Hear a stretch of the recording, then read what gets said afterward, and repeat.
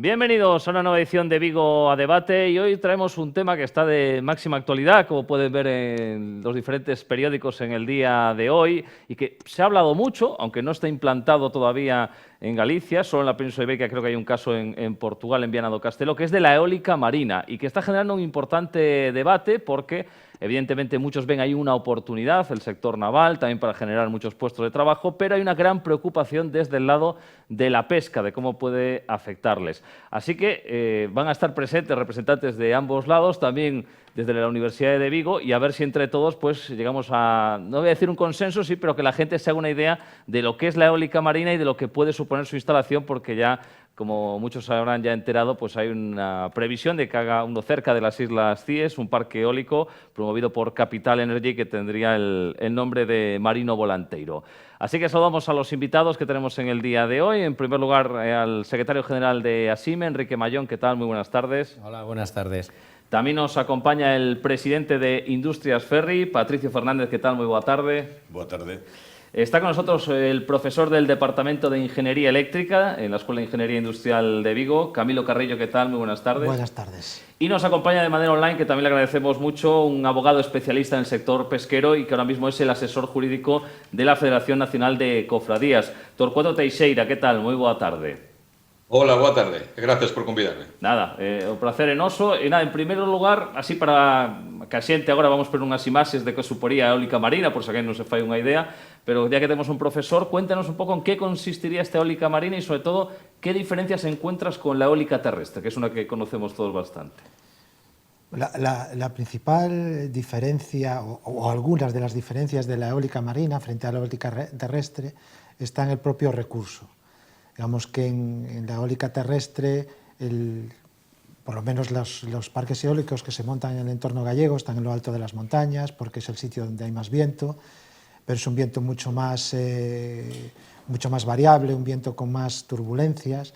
En cambio, en el medio marino tenemos regímenes de viento mucho más constantes, con velocidades medias muy altas, lo que permiten es un mayor aprovechamiento energético. También las ventajas de utilizar el medio marino es que los aerogeneradores, la altura de los aerogeneradores puede ser un poco más baja que en el medio terrestre, precisamente por la poca rugosidad que tiene el terreno y lo poco que varía el viento con la altura. Eso significa que hay menos cargas estructurales en los propios aerogeneradores por desequilibrios que puedan aparecer en el rotor. Y luego está, por otra parte, la ocupación del terreno. Digamos que en tierra los sitios buenos ya están cogidos, por decirlo de una forma más coloquial. Sí. En cambio, en el mar sí que hay mucha zona por explotar con recursos muy buenos. Cuando hablas de la altura de los aerogeneradores, ¿de cuánto estamos hablando de la diferencia? Pues a lo mejor si en tierra tenemos que irnos a torres de 115 metros para un determinado modelo de aerogenerador, sí, pues podemos bajar 20 metros en eólica marina. Vale, pues están viendo unas imágenes además de ASIBE precisamente. Enrique, ¿por qué es importante para la industria naval apostar por la eólica marina? Bueno, realmente es importante por todo lo que supone, porque ya está suponiendo el desarrollo de una cadena de valor industrial, especialmente en el ámbito de construcción naval, reparación naval, ámbito marítimo, pero también en todo el sector metal en su conjunto, ¿no? Estamos hablando desde nuestro punto de vista, desde el punto de vista de ASIME, de probablemente el segmento de actividad que más empleo puede traer a Galicia en la próxima década, ¿no? Nosotros llevamos más de 15 años destacando esto, incluso organizando congresos internacionales.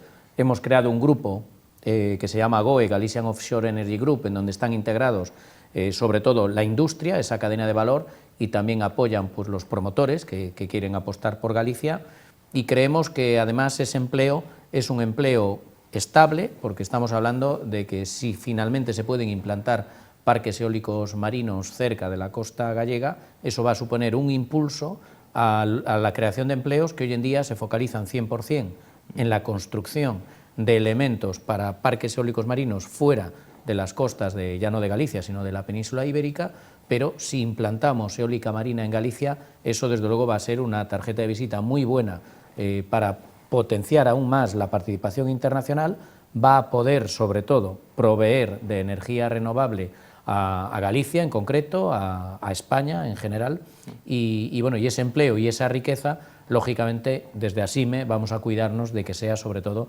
riqueza para Galicia. Por eso estamos preocupados en el buen sentido, nos estamos preocupando, más bien dicho, de que la empresa gallega esté en primera línea para ser los adjudicatarios de toda esa carga de trabajo que puede venir para Galicia y que deseamos que venga para Galicia, ¿no? No punto de vista das empresas, por exemplo, Industrias Ferri, que suporía ou que vamos a decir, trozo de mercado podría ser pois ser constructores de estos aeroxeradores de eólica marina? Bueno, nos somos unha empresa que fai maquinaria auxiliar do que o propio muiño en sí, non? Pero Galicia ten xa a capacidade con Avantia e con outras empresas de facer todas as estructuras e logo o que hemos estado facendo, e o profesor o sabrá perfectamente, e por suposto Enrique, é exportar equipamento que han estado fabricando moitísimas empresas galegas, das 4 provincias ademais, creando moitísimos empregos, pero ahora estamos falando de que o parque estaría aquí.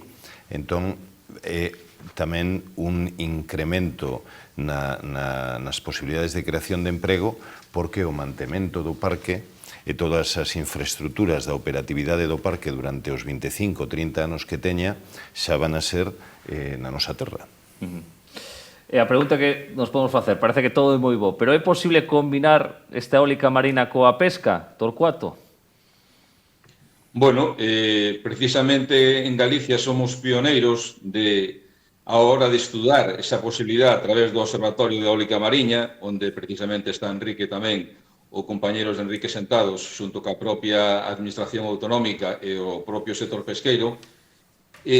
Nos, como sector pesqueiro, sempre dicimos o mesmo, é dicir, temos que ser conscientes do que temos en Galicia, e en Galicia temos un mar cunha gran riqueza en biodiversidade e un sector pesqueiro que é punteiro a nivel da Unión Europea e que, ademais, en Galicia, evidentemente, moi importante a nivel económico, social e incluso cultural. Entonces, hai que preservar, evidentemente, ese importante sector pesqueiro que temos, que xa existe, que está presente, que é algo real e non potencial, e se esa conservación deste sector pesqueiro e da conservación da biodiversidade e dos nosos caleiros de pesca é compatible ca instalación de un parque de eólica mariña, pois aí é o que estamos intentando a través do observatorio buscar un encaixe, pero eu, dende logo, sendo realista, eu vexo complexo, máis que nada pola gran riqueza que temos nas costas galegas en canto a biodiversidade mariña e, sobre todo, pola gran cantidad de buques que traballan nas nosas augas, que vai ser moi complicado que poda encaixar, sobre todo, macroparques eólicos como os que se están presentando públicamente, non? Pero por que non encaixa? O sea, como crees que afectaría a instalación destes aeroxeadores no mar? Home, desde o momento que se ti acotas unha zona como, por falar do último, 95 km cuadrados, a actividade pesqueira nunha plataforma continental como a plataforma continental que hai en Galicia, que é unha plataforma continental moi estreita, evidentemente ti estás limitando moitísimo xa para empezar das posibilidades de actividade pesqueira ou acotar zonas tan importantes a propia actividade pesqueira. Se a maiores incluímos que hai serias dúbidas sobre os impactos que pode ter nos diferentes recursos que hai na nosa zona, sea os peláxicos ou sean os demersais, pois eso evidentemente conleva a que calquer decisión que se adote ten que pasar por saber precisamente si esas instalacións que teñen unhas consecuencias físicas indiscutibles, como son as vibracións, a enerxía electromagnética, a provocación de ruídos, pode ou non ter algunha repercusión nos recursos biolóxicos, eso temos que sabelo e temos que intentar, evidentemente, que calquer instalación que se realice nas nosas costas non impacte nos ecosistemas mariños. Eso é unha premisa básica a que estamos, ademais, acostumbrados os pescadores, que se nos aplica sempre o principio de precaución, que significa que en caso de dúbidas sobre posibles impactos medioambientais, evidentemente debemos parar e antes ter claro que non vamos a impactar neses recursos. Bueno, a opinión que está trasladando tamén dende os pescadores Torcuato. A ver, os que estades aquí na mesa comigo, que opiñades ao respecto desta combinación eólica marina-pesca? Bueno, se me permites, quería comentar, como decía Torcuato, que temos un observatorio en Galicia, impulsado pola Xunta de Galicia, unha iniciativa que, independentemente do resultado final que teñamos, me parece absolutamente acertada. decir que o ambiente que hai de diálogo nese observatorio é moi positivo para todos. Nese observatorio, como sabe tamén Torcuato, aí intentamos desgranar ou descubrir incluso posibles impactos e obviamente tamén posibles compatibilidades, e nos creemos que hai espacio que é absolutamente compatible. Eu faría, por se despois non o podo facer, un chamamento á calma e á tranquilidade, non? É certo que aparecen novas falando da posibilidade de parques eólicos mariños, pero nós consideramos que é moi importante saber como son os tempos e como son as fases precisas para poder implantar parques eólicos mariños. Brevemente, primeiro teñen que chegar os plans de ordenación do espacio mariño, que parece que chegarán antes de final de ano, e despois cada parque, cada proxecto, que non sei se presentarán 4 ou 400, teñen que seguir pois un proceso de concurso público onde se vai a facer un estudio de impacto ambiental, eu diría que exhaustivo, e aí é onde nós tamén como ASIME, como industria, e así yo transmitimos sempre o mundo da pesca, porque nós tamén somos pesca, nós construímos embarcacións, nós comemos o peixe pescado en Galicia, por lo tanto nós estamos como industria absolutamente preocupados porque se fagan ben as cousas e porque se protexa ese ecosistema mariño. Que sucede? Que realmente hai que ver ese impacto, porque impacto ten calquera actividade económica e empresarial. Hai que ver que o impacto ese sexa o mínimo posible, producindo un gran beneficio. E aí é onde así me cree que sí hai posibilidades de que os parques eólicos mariños en Galicia produzan moito emprego, que produzan enerxía renovable, que produzan riqueza para Galicia e con un impacto, por exemplo, para a pesca, que sexa ou nulo ou reducido, non? E aí é onde temos que estudiar, que estruxarnos todos o cerebro e os coñecementos técnicos para que se faga un control. E aí somos aliados, e o decimos así públicamente, do mundo da pesca. Non queremos, non se sabemos que hai un impacto relevante na pesca, non imos apoiar ningún parque eólico mariño. Así o decimos, guste ou disguste a quen sexa, non? Por lo tanto, nos creemos nesa compatibilidade e estamos absolutamente tranquilos de que se vai estudiar moito cada proxecto. Non é dicir que este promotor ou este outro queren implantar parques eólicos mariños porque son unha manifestación de intencións, eso son proxectos que se presentan, pero que aínda nin sequera se abriu esa posibilidade dun xeito oficial, non? Profesor, ¿tú cómo ves esta combinación? Bueno, en primer lugar, me gustaría decir que cuando se habla de un parque marino, por ejemplo, poniendo por ejemplo el que se está hablando, que está enfrente a las costas de Cíes, a 30 kilómetros, parece que uno está pensando en una piña de aerogeneradores. Se está hablando de aerogeneradores de 15 megavatios, que tienen un diámetro de rotor que están en torno a los 260 metros, lo cual significa que tienen que estar separados más de 1 kilómetro. Estamos hablando de 34 aerogeneradores que entre ellos la distancia más pequeña debería estar en torno a 1 kilómetro. Por lo tanto, estamos hablando de algo bastante disperso en el mar, no es que estemos poniendo un muro de aerogeneradores. Ya no quiero entrar a valorar si eso perjudica o no a la pesca, pero quise poner este ejemplo un poco para que cuando hablamos de metros cuadrados, realmente son metros cuadrados que están, en lo que se refiere a ocupación física, bastante vacíos. Otra cosa son las restricciones que se pongan a la navegación o a la pesca, eso yo no me atrevo a valorarlo. Entonces, yo entiendo que la convivencia con otras actividades, habida cuenta de que es un espacio poco ocupado al final, pues que es posible. Sí, comentaba Enrique que a pesca e o naval ao final están retroalimentadas, Patricio. Totalmente. Sí. Que non estaríamos seguramente ningún de nós na industria intentando facer cousas metalúrxicas ou de tecnoloxía para as enerxías renovables se non estuveramos facendo barcos como estuvemos facendo os industriais galegos desde fai tantas décadas ou séculos, non? Os pescadores e Galicia, gostoume moito a exposición que fixo o noso compañeiro e que tamén está na nosa cultura. Eu penso que en Galicia ninguén vai a discutir isto e creo que todos estamos de acordo que hai que estudiar ben as cousas e facelas de maneira que non produzcamos un dano nos ecosistemas, non? Pero claro, xa sabedes, temos un cambio climático, profesor, moitos profesores no mundo e moi importantes e de moitísimo prestixio sabedes que dicen que non. Entón, Torcuato estará de acordo conmigo tamén que ao mellor aparecen algúns científicos e nos din isto é malo para esta especie de peixe e ao mellor outros profesores din que é moi bo para outra especie de peixe. Temos que ter moitísimo cuidado con como se fan os estudios, xa sabemos que poden ser moi tendenciosos e buscar de verdadeiramente a neutralidade.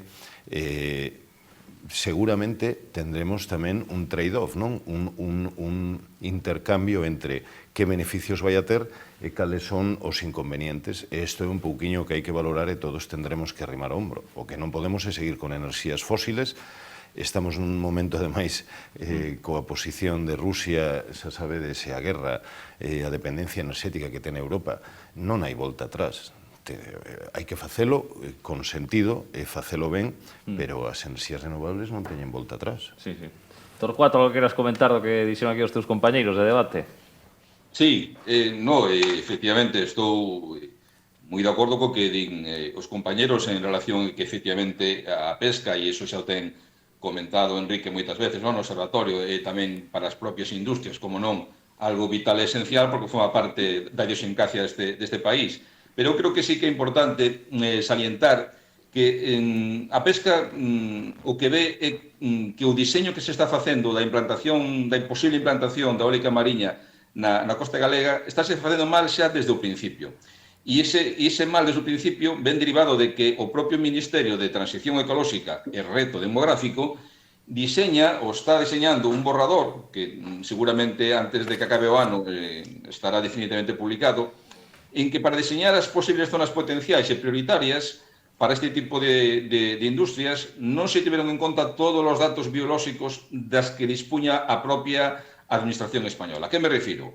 Evidentemente non podemos, como dicía un compañero, coller a un profesor ou coller un instituto ou unha consultoría privada e dicirlle que nos faga un estudio sobre posibles afectacións destas industrias en relación aos diferentes stocks. Pero temos a gran sorte en España de ter o Instituto Español Oceanográfico, bastante maltratado, por certo, polo xeral, pola propia Administración española, pero que ten un nivel científico e un nivel profesional que ninguén pon en dúbida. E o que estaba pedindo, sigue pedindo o sector, é que antes de diseñar e antes de levar a cabo posibles zonas, sea potenciales ou prioritarias para a extracción destas industrias, ten que haber desde a base xa un estudio pormenorizado xa de que stocks temos nesas zonas e cal é a situación biolóxica desos stocks, para a partir de aí poder diseñar se hai zonas que podan ser potencialmente ou prioritariamente susceptibles desas instalacións. E iso non se fixo por parte do Ministerio de Transición Ecolóxica e Reto Demográfico, e é un defecto xa importante da base, e iso vai conlevar seguramente moitísimos problemas.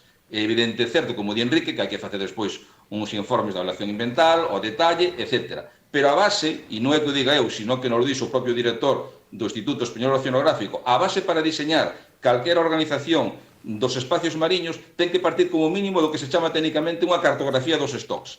E o Ministerio de Transición Ecolóxica prescindiu total e absolutamente deste dato básico e esencial. E nós estamos demandando que se poña en riba da mesa antes de planificar as posibles zonas susceptibles de ser despois obxecto de instalación, sin prexuízo de que despois cada zona concreta e cada proxecto concreto ten que ter o seu propio estudio concreto e específico da avaliación ambiental. Desconfiamos, por lo tanto, e o digo claramente, total e absolutamente de calquer diseño que veña do Ministerio de Transición Ecolóxica e Reto Demográfico, si ven con estas eivas, que son importantísimas a nivel biolóxico. Xa non falo dos impactos económicos e sociais que poda ter no sector, senón dos impactos de carácter biolóxico, que para nós, evidentemente, como sector pesqueiro, son tamén esenciales e básicos.